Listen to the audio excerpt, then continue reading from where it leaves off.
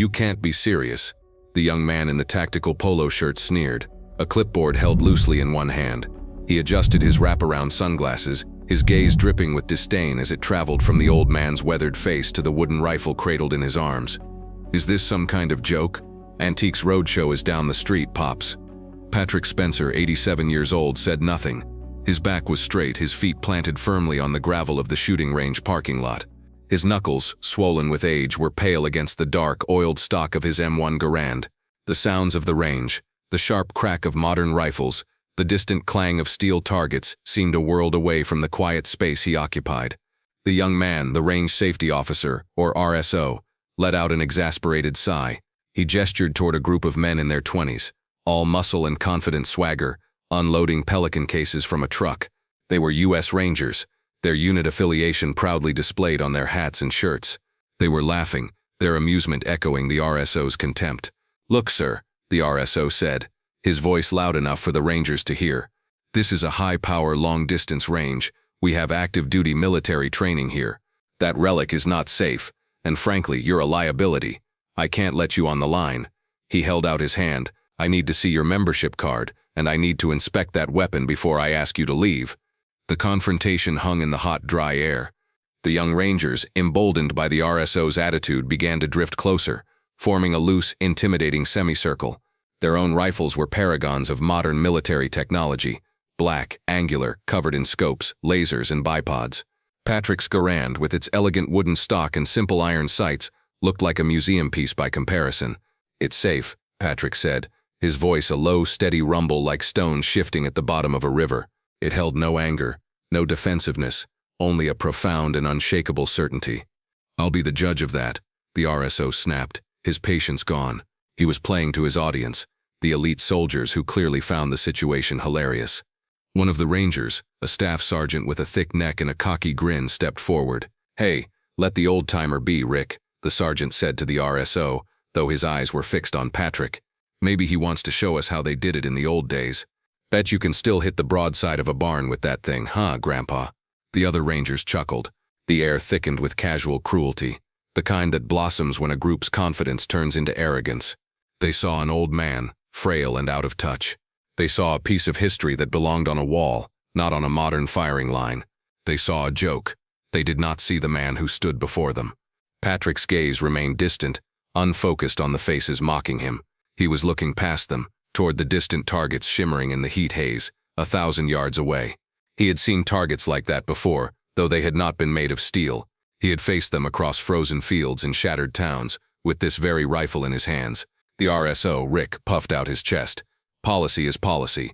No uninspected ancient firearms on my range. Now, are you going to hand it over, or do I have to call the sheriff and have you escorted out for trespassing?"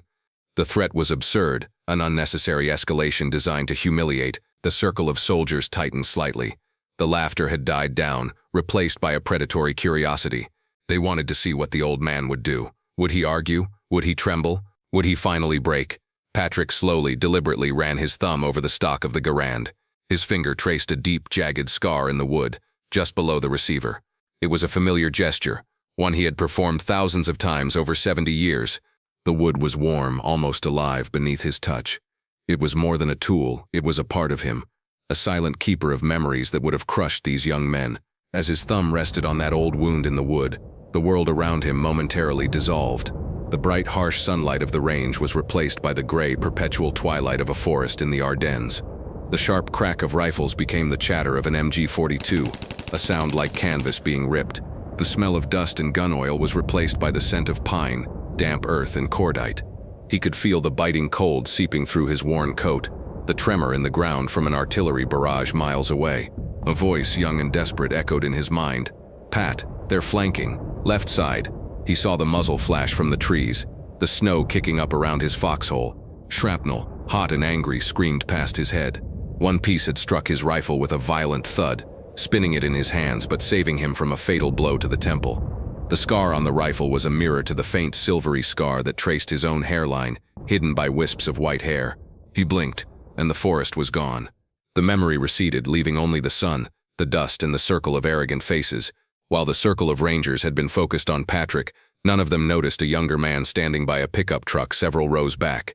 He was a specialist, new to the unit, and he had been watching the entire exchange with a growing sense of unease. He recognized the type of bravado his superiors were displaying. It was a brittle armor he saw them wear often, but the old man's stillness unnerved him. There was a quality to his calm that was more intimidating than any of the sergeant's bluster. The specialist had caught a glimpse of the name stenciled on the old man's simple canvas rifle bag when he'd first arrived. P. Spencer. The name didn't mean anything to him, but something about the way the old man held himself, the way he seemed to be rooted to the very ground, sparked a flicker of professional curiosity and respect. This was not some random hobbyist. As the RSO threatened to call the sheriff, the specialist felt a knot of shame tighten in his gut. This was wrong. This was not what the uniform he wore was supposed to represent. On the back of the old man's faded denim jacket was a small, unassuming patch, a simple blue diamond with a white star. The specialist didn't recognize it, but it looked like something from a long, long time ago. He pulled out his phone, his movements discreet. He kept his head down, pretending to check his messages. He scrolled through his contacts and found the one he was looking for, Sergeant Major Thompson, the command sergeant major of the entire battalion. It was a huge risk jumping the chain of command like this, but his gut screamed at him that this was one of those times when the rules needed to bend. He moved behind his truck, shielding the call from view. The phone rang twice before a gravelly voice answered. "Thompson, Sergeant Major, this is Specialist Evans. I'm sorry to bother you, sir." "What is it, Evans?" "I'm busy." "Sir, I'm at the civilian long-range facility off Highway 9. A few of the guys from Alpha Company are here, Sergeant Miller included." There was a pause. "And? Are they in some kind of trouble?" "No, sir, not yet. But, sir, there's an old man here, an elderly veteran. The guys in the range officer are giving him a hard time. They're about to throw him out." "That's not a command issue, Specialist," Thompson said, his voice laced with annoyance. "Let the civilian authorities handle it." "But Sergeant Major," Evans pressed, his own voice dropping to a near whisper. "His name is Spencer, Patrick Spencer. He's carrying an old M1 Garand." The silence on the other end of the line was sudden and absolute. It stretched for a full 10 seconds. Evans could hear a faint shuffling sound.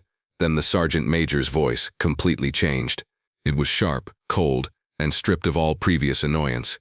"Say that name again, Specialist." "Patrick Spencer, Sergeant Major." Another pause, this one filled with a tension that crackled through the phone. Evans could hear a muffled voice in the background. Then Thompson's voice came back, hard as iron. "What is his location on the range?" "The main parking lot, sir. By the primary check-in station. Keep your eyes on him, Specialist. Do not let him leave. Do not let anyone touch him or his rifle. Is that understood?" "Yes, Sergeant Major." "And Evans," Thompson added, his voice low and deadly serious, "you did the right thing." The line went dead. Evans looked up from his phone, his heart pounding. Back in the circle, the confrontation had reached its peak. Inside the battalion headquarters 20 miles away, Sergeant Major Thompson stood ramrod straight, his phone still in his hand. He looked across his desk at the battalion commander, a full-bird colonel with silvering hair and a chest full of ribbons. "Sir," Thompson said, his voice taut with an emotion the colonel had rarely seen in him. "We have a code legend." The colonel looked up from his paperwork, his expression one of mild confusion. "A what?" "A code legend, sir. It's an old informal designation for a handful of men, living legends of the regiment." Thompson took a steadying breath. "Sergeant Major Patrick Spencer is at the civilian range on Highway 9. The colonel's pen stopped moving. He slowly placed it on his desk, his eyes locked with Thompson's. The name echoed in the quiet office. Patrick Spencer. The ghost of the Hurtgen Forest. The man who held the pass at Chipyongni. The instructor whose impossibly high standards had shaped 3 generations of ranger snipers, including the colonel himself when he was a young lieutenant.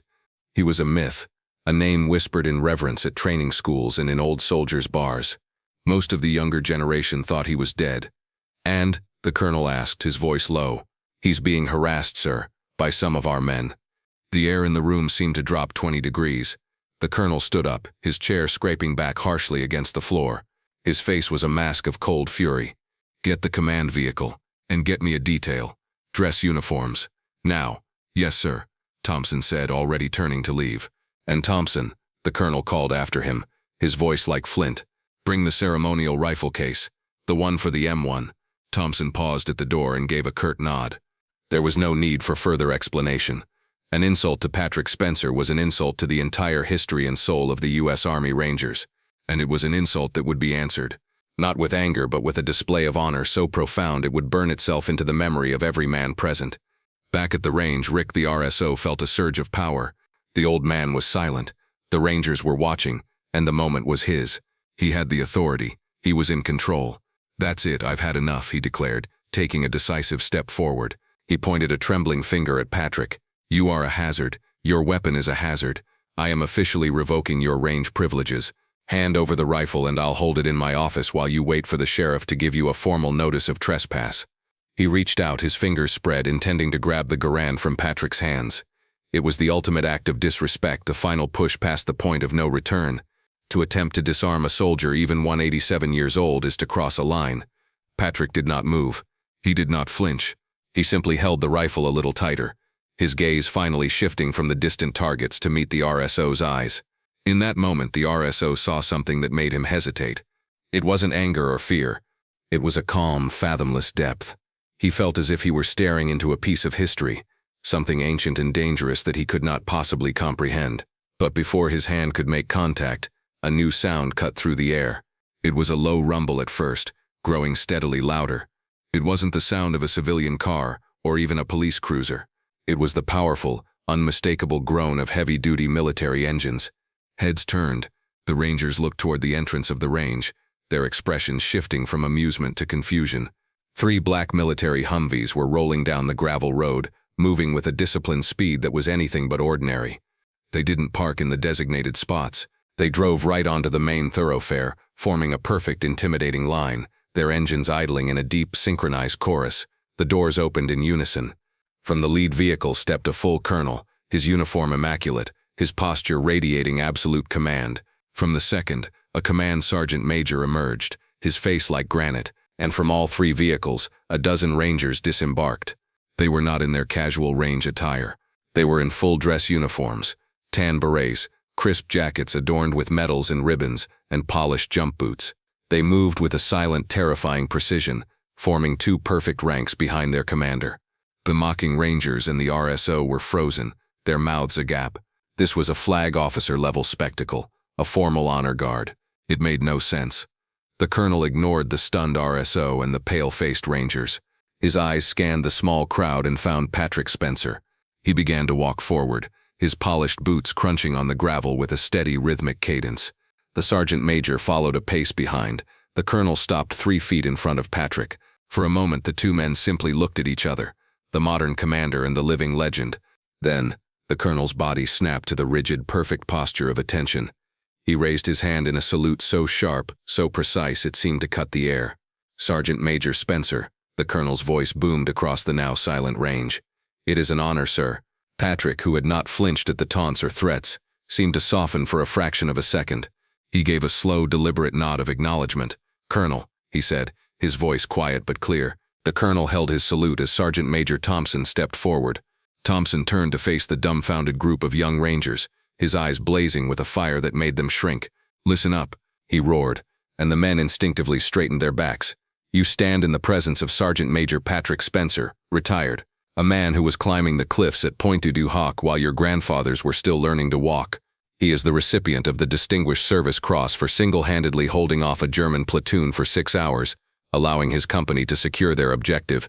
He served in 3 wars, and for 30 years after his retirement, he was the lead marksmanship instructor for the 2nd Ranger Battalion. The book on long-range shooting you were all issued. He wrote it, with a pencil and paper. The drills you practice, the ethics you are supposed to uphold, the very scroll you wear on your shoulder. Men like him forged it all in blood and sacrifice. Every word was a hammer blow. The cocky sergeant who had led the mockery looked as if he'd been punched in the gut. His face was ashen, his eyes wide with horrified understanding. He looked at the old man, at the simple wooden rifle, and saw not an antique but a holy relic. The RSO stared, his mouth opening and closing like a fish, no sound coming out. The crowd of other shooters on the range had all stopped, drawn to the incredible scene unfolding before them. They watched in awed silence. The young specialist Evans stood by his truck, a profound sense of relief and pride washing over him. The colonel dropped his salute and nodded to his men. "Sergeant Major Spencer came here to shoot. We are here to watch him." He then turned to Patrick. "Sir," he said, his voice now respectful, almost deferential, "the 1,000-yard steel is already set up. Would you do us the honor?" The colonel's command was a dagger of ice aimed directly at his men. He turned to the group, his face unreadable but his voice carrying a weight that crushed them. "Sergeant Miller," he said, his eyes locking onto the cocky staff sergeant. "Step forward." Miller moved as if his boots were made of lead, his face a mask of pure dread.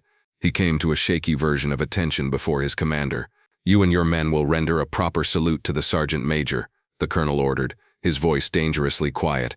"Then you will, one by one, apologize for your disgraceful conduct. You wear the uniform he honored. You carry the title he helped define. Today you used it to mock him. You are a stain on that legacy. You will correct it. Now." One by one, the shame-faced Rangers stepped up, saluted, and offered their apologies. "My apologies, Sergeant Major. Unacceptable behavior, Sergeant Major. I am sorry." Their earlier arrogance had evaporated, replaced by a deep and profound humiliation. Patrick listened to each one, his expression unchanged. He simply nodded at each man. When they were finished, he looked not at them but at his rifle, then back at the colonel. "They're young," he said, his voice devoid of accusation. "They see the new tools and forget the old lessons. The rifle doesn't make the soldier makes the rifle." He patted the stock of his Garand. "This is just wood and steel, same as theirs. The only thing that matters is the spirit behind it. Respect for the weapon, respect for the target, respect for yourself. That's all the lesson there is." His wisdom was simple, delivered without anger or pride. It was a statement of fact from a man who had lived it. The words hung in the air, more damning than any tirade the colonel could have delivered. The colonel gestured toward the empty firing lane. The sergeant major stepped forward with a ceremonial carrying case. He opened it, revealing a pristine competition-grade M1 Garand, a tribute rifle kept by the battalion for special occasions. Patrick shook his head gently. "Thank you, Sergeant Major, but I'll use my own." He looked at the worn rifle in his hands. We've been through too much to stop now." He walked to the firing line. He didn't use a bench or a bipod. He simply dropped to one knee, settling into the position with a fluidity that defied his age. He chambered a clip of 8 rounds with a practiced metallic shing. The sound was iconic, a piece of history clicking into place.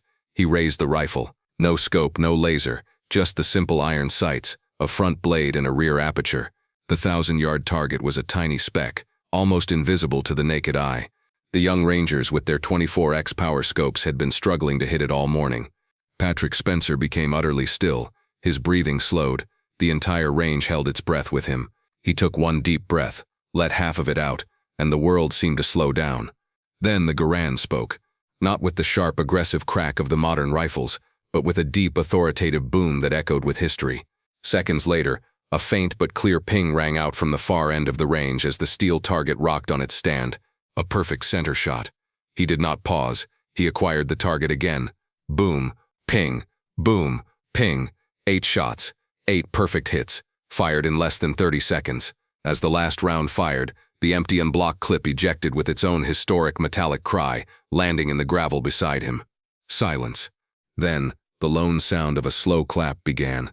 It was the young specialist, Evans, his face filled with awe. Soon, others joined in. The other civilian shooters, the honor guard, and finally, even the humbled Rangers. The applause grew, a wave of respect and wonder for the old man kneeling with his ancient rifle. As Patrick looked down at the Garand, his mind cast back one last time. Not to a battlefield, but to a quiet moment just after one. He was 20 years old, sitting in a shelled-out barn in France, his hands shaking. His platoon sergeant, a grizzled man named Henderson, came over and sat beside him. Henderson had seen the deep gouge in the rifle's stock where the shrapnel had hit. He had placed a hand on Patrick's shoulder. "That rifle saved your life today, son," he'd said, his voice raspy. "You treat her right, and she'll keep doing it. It's more than wood and steel now. It's a part of your story. It carries a piece of you, and you carry a piece of it." The scar on the rifle was not damage. It was a testament, a symbol of a pact made between a soldier and his tool, a promise of survival sealed in the crucible of combat. The fallout from that day was swift and decisive. The RSO-RIC was fired by the gun club's board of directors the next day after a formal and very strongly worded complaint from the colonel. The Rangers from Alpha Company were assigned to a month-long remedial training course. It didn't involve shooting. It involved daily history lessons on the Ranger Regiment, taught by Sergeant Major Thompson himself. They cleaned and maintained every weapon in the regimental museum and spent their weekends volunteering at the local VA hospital. A formal apology was delivered to Patrick Spencer at his home by the colonel and the entire group of shamed Rangers.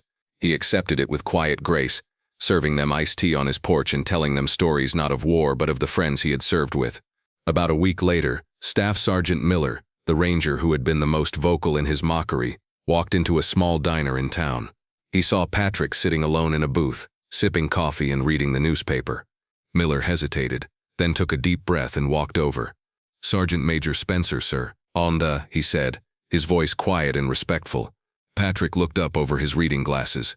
"Son, sir, I know I've already apologized, but I wanted to ask if you'd let me buy you a coffee, and maybe tell me about your rifle."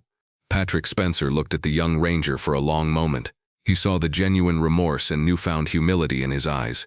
He folded his newspaper, set it aside, and gestured to the empty seat across from him. "Sit down," he said. A small smile touched his lips.